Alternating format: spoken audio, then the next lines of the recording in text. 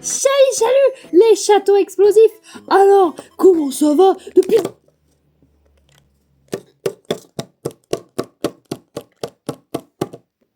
C'est bon, ce mauvais souvenir est mort, on peut s'en débarrasser maintenant.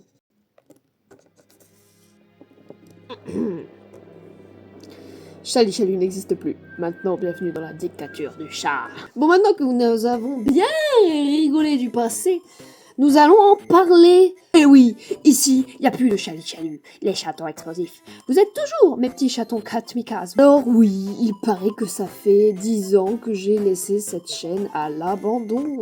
Mais le saviez-vous, j'ai été présente pendant ces 10 années consécutives sur Instagram. J'y étais active tous les jours parce que je suis une droguée. Que s'est-il passé? Pourquoi est-ce que j'ai disparu du jour au lendemain? Ou plutôt, pourquoi est-ce que je me suis réfugiée ailleurs? Je me dis ça parce qu'il fait chaud. Je pense que le mieux, ça serait de commencer par qui je suis. Je m'appelle Cœur de Chat. J'étais quelqu'un qui dormait énormément. Mais alors, quand je vous dis énormément, je pouvais rentrer de 18h des cours, me coucher à minuit et me réveiller à 16h le lendemain. C'est ce qu'on appelle de l'hypersomnie. Je n'ai jamais été diagnostiquée. Heureusement, parce que à chaque fois que je suis diagnostiquée de quelque chose, je deviens très stressée et anxieux. Ce qui n'est pas fou pour la santé en général. Je voulais un pseudo original, je l'ai, personne ne l'utilise. Aussi, j'adore les chats.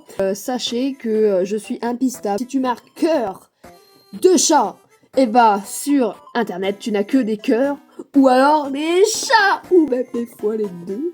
J'ai été active sur cette chaîne, je pense, 3 années. Je postais des petites vidéos faites avec mon téléphone, ce qui est toujours le cas d'ailleurs.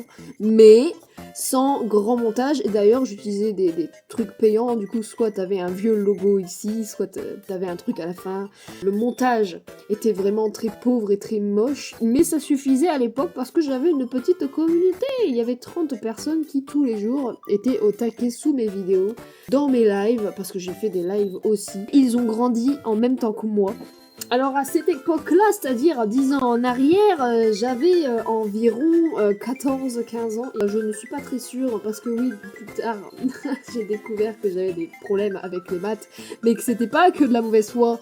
J'ai vraiment un problème, je fais de la dyscalculie. Alors qu'est-ce que la dyscalculie? Attention, ce n'est pas une excuse, mais je sais pas bien compter, je mélange les chiffres, je confonds ma droite et ma gauche, j'ai du mal avec certaines choses, par exemple distance, les mètres, les litres, plein d'autres symptômes, hein, comme ne pas savoir lire l'heure, ce qui ne m'a pas atteint d'ailleurs. Tout un tas de trucs qui fait que en fait je suis une tarte, une grosse tartouille en mathématiques, et que c'est handicapant dans la vie de tous les jours. Par exemple, dans mes 2 vidéos là que j'ai sorties, vous m'entendez dire les questions, et des fois j'oublie de dire le chiffre, échanger des questions de place dans le classement des questions. J'ai évolué de mes 14 ans jusqu'à aujourd'hui, 24 ans, oui, c'est incroyable. Franchement, moi du passé n'aurais jamais cru possible ceci, parce que j'ai toujours été quelqu'un de très stone, de dépressif.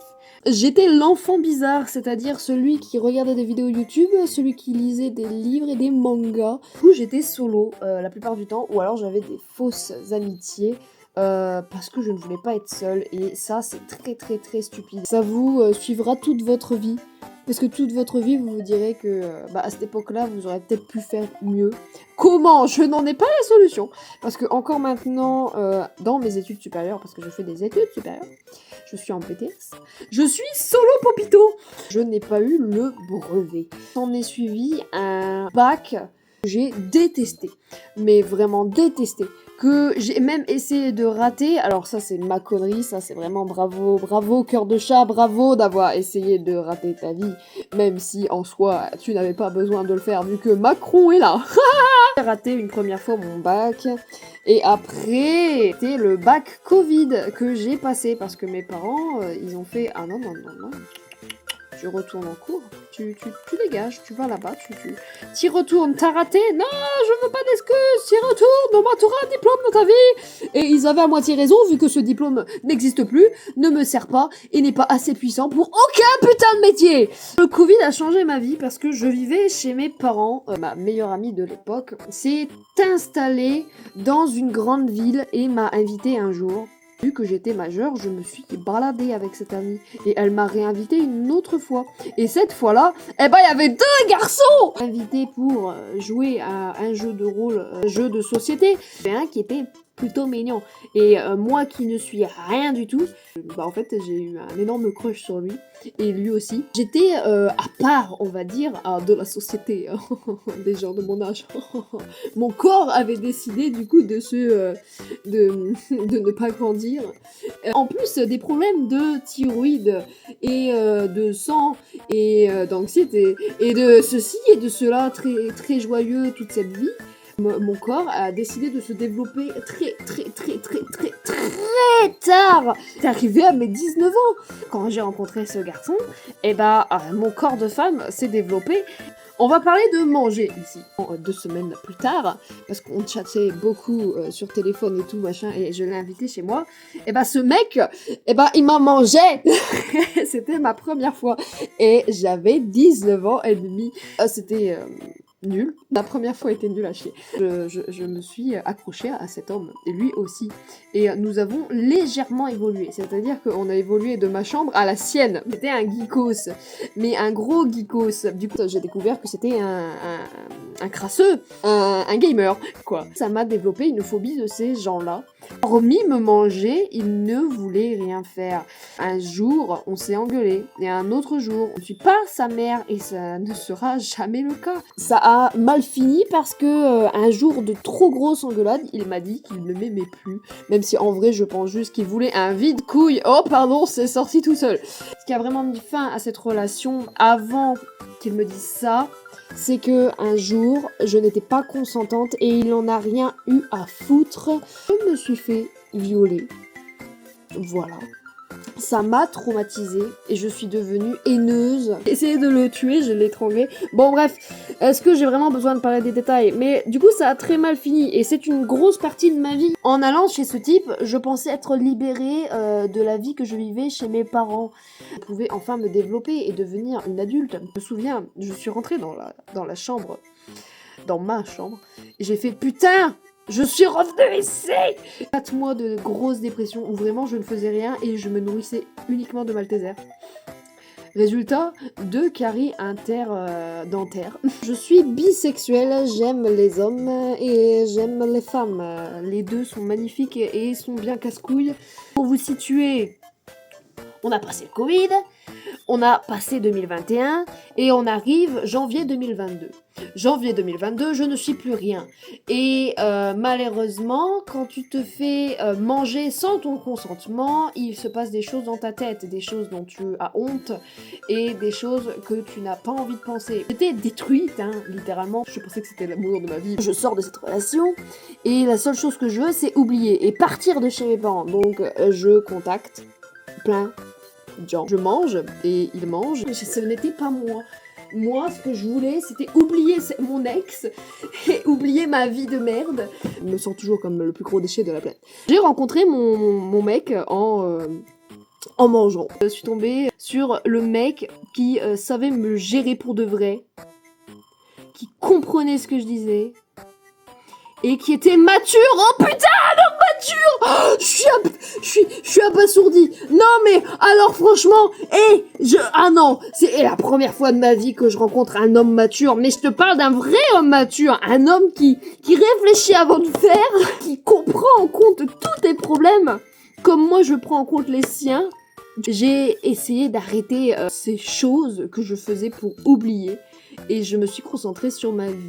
À commencer par du coup trouver un travail dans la ville de mon compagnon parce que je l'ai rencontré sur internet. Il vivait chez son père, du coup j'ai vécu chez ses parents et après avoir trouvé un travail, sachant que lui travaillait déjà, non mais vous vous rendez compte, un homme qui travaille, oh putain, Fin 2022, je me mets en ménage avec Arch et nous prenons un appartement et je travaille. Sur mon CV, on peut marquer 4000 stages, mais j'ai le bac, j'ai un CAP et je vais avoir un BTS.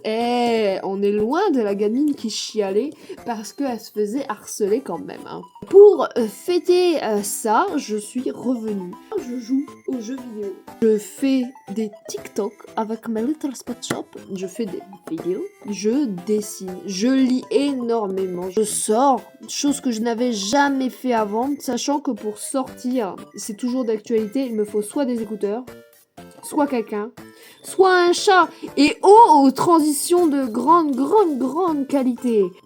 Daisy, photo ici présente, mon chat, mon amour, ma femme, qui a 16 ans. Tout va bien. Elle a vécu un déménagement. Elle est passée de maison air, de l'air partout, de l'herbe partout, des animaux partout, à appartement. Et elle a appris à se servir de la litière en 2 jours. Pour fêter autant d'années avec elle, je me suis fait un tatouage de sa patte. Il est ici, il est doux, il est simple. L'être vivant que je préfère. Mon rêve étant petite, c'était d'avoir une panthère noire domestique. Mon copain et moi, Arch, nous avons décidé de prendre un chat. Et c'était un chaton. Nous l'avons pris dans une famille d'accueil. Ils l'ont trouvé dans la rue. Elle avait peur de l'être humain, donc je pense que c'était un chat qui s'était fait frapper. C'était un bébé, elle avait moins de 2 mois. Elle a eu le coryza, elle a eu des puces, elle a eu la gale, elle a eu l'acné du chat. Elle a survécu à tout ça. Mon chat, photo ici présente, parce qu'après je vous la montrerai, mais pas tout de suite. Yumeko.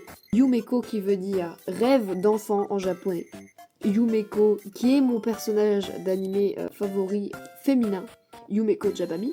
C'est un chat respectueux. C'est un chat comme Daisy qui comprend quand ça va pas et qui vient te faire des câlins et faire bah alors, humain, pourquoi tu pleures? Je ne comprends pas. Viens me faire des bisous. Je me frotte à toi là.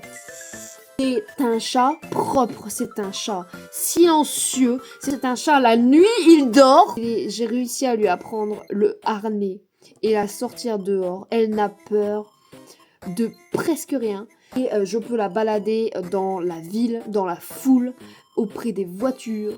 Elle fait même ses besoins dehors si je lui dis de les faire. Pour finir cette vidéo, voici le background. Une superbe light qui change de couleur. Ah, Mangatech. Alors ici, il y a tous les livres que je dois lire. Si vous reconnaissez des titres, tant mieux pour vous. J'ai donc plein de livres que je surkiffe. Tous mes mangas, ils chillax. Tous les attaques des titans. Des BD de mon enfance, du coup elles sont là, elles chillax. Partout, ça ne s'arrête jamais. Il y a beaucoup de mangas, je vous comprends sur ce point de vue, mais ce n'est pas du tout le truc que je lis le plus, malgré tout. Je lis des livres, alors ils sont pas là, en fait ça dépend de si j'aime le livre ou non. La plupart ils sont chez mes parents. Et alors attention, voici la plus belle chose que vous verrez aujourd'hui, le chat, il est blanc. C'est une queue grise avec un petit pinceau au bout. Oh, c'est tout blanc. Elle est douce, elle est belle, elle a des beaux yeux. C'est un excellent chat. Au niveau des Little Pet Shop, on avait environ 500. Maintenant, j'en ai 1200. Alors là, il y a là à peu près la moitié. On dirait pas, mais ça fait beaucoup. Un petit exemple. Voilà. Et là, il y a l'autre moitié parce que je suis en train de tous les prendre en photo. Et le sac est plein. Le sac est plein à craquer. J'ai tout dit. Oh, très longue vidéo, mais au moins maintenant on est à jour sur la situation. Il y aura d'autres vidéos, n'hésitez pas à me dire ce que vous en pensez, n'hésitez pas à me dire votre vie à vous aussi. Et surtout si vous avez des idées de vidéos. Sur ce, je vous laisse, je retourne regarder le nouveau thriller Genshin Impact. Bisous!